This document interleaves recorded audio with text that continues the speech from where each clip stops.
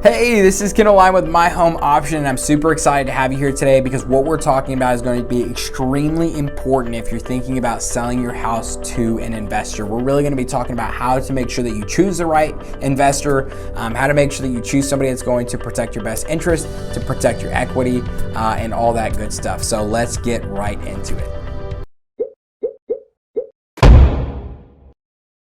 Okay, so before I dive into all the nitty-gritty details, I want to say first and foremost, one of the main reasons that I started My Home Option was to protect homeowners from bad lenders, bad realtors, and especially bad investors, because there are people who are going to try to be deceitful, and they're going to try to take your equity, and they are going to try to not keep your best interests in mind. And so please, if there is anything that I can convince you to do, I would say reach out to my team. A one-on-one phone consultation only takes about 15 minutes, and it's absolutely free. And our number one goal is to really just make sure honestly, that you're not screwed. If I'm being quite frank, our number one goal is to make sure that you're protected and you're taken care of, because we want to make sure that you are given a fair shot and really getting the best deal possible.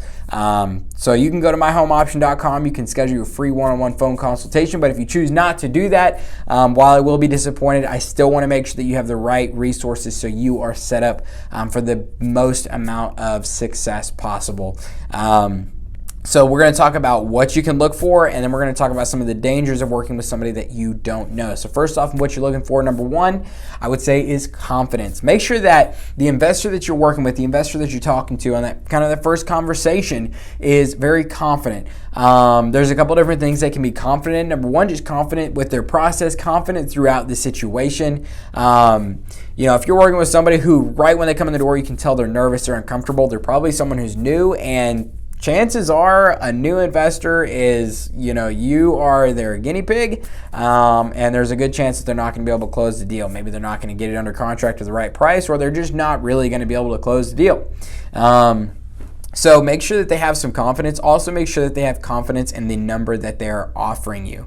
So if after talking, they throw out a number of like $100,000, and let's say your house is worth $250,000. So they throw out $100,000, and you come back and you're like, well, I really needed $200,000, or I can't do the deal. And they're like, oh, okay, I'll do $200,000. And they come up like $100,000 on a house that's only worth $250,000.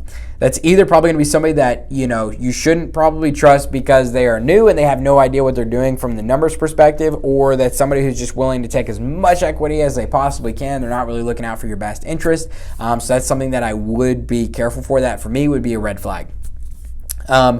But with that confidence thing, you got to make sure that there is also not, on the other end of that confidence, just a cutthroat businessman who's not going to look out for your best interest or look to help you out. But at the end of the day, they're confident in their process, and they're just moving through, and it's just business, and it's not, there's a homeowner here, there's a home, and you got to think about that side of the transaction as well. So kind of navigate and balance those two aspects within who you're working with. Also, a track record. I would definitely ask your investor, how many houses have you closed on in the last month? How many houses have you closed on in the last year? Whatever, just to figure out how many houses are they doing? How many houses are they closing on? Are they going to be able to close on your home?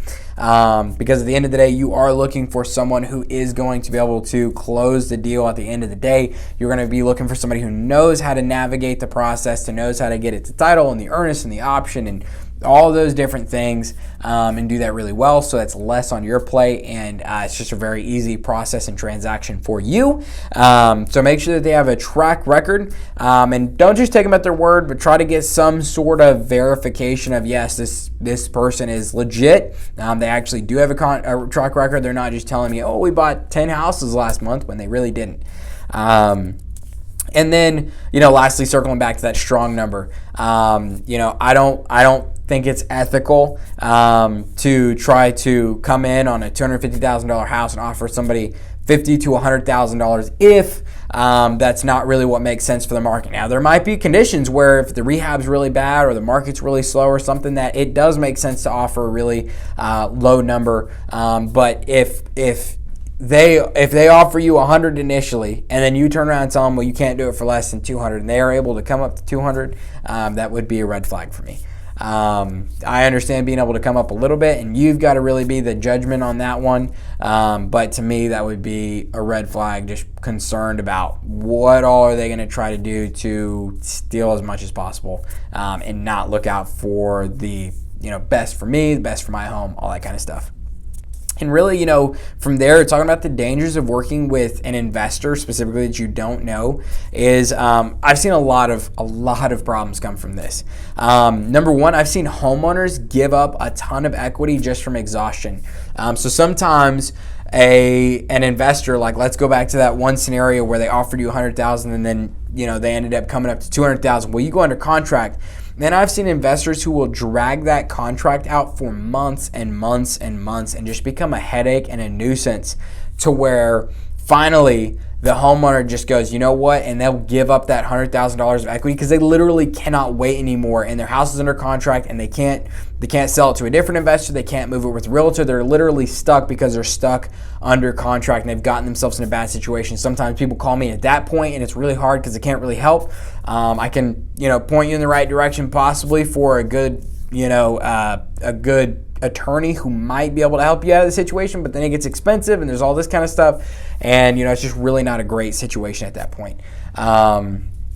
So I would really recommend that you're connecting with somebody who's reputable for that reason. Also, just investor who's not going to be able to close. I've seen that before. I've seen an investor who literally, I can't even explain how frustrating this is, but I've seen investors who cannot close, and maybe they came up to that $200,000, but they knew they weren't going to be able to close at the $200,000. You don't budge as a homeowner, so they don't close.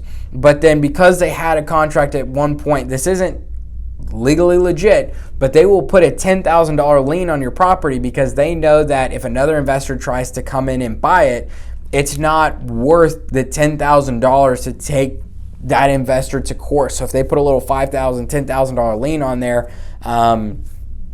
whoever comes to buy it next is just going to have to deal with it because it's cheaper to just pay it than it is to actually go to court and fight it, even though the first investor is completely in the wrong. But what that does is now you've got a lien against your property, so somebody has to eat that. So either you're going to eat that as the homeowner, or you're going to have to get investors who's going to be willing to give you an even higher offer at that point, which maybe that doesn't make sense anymore.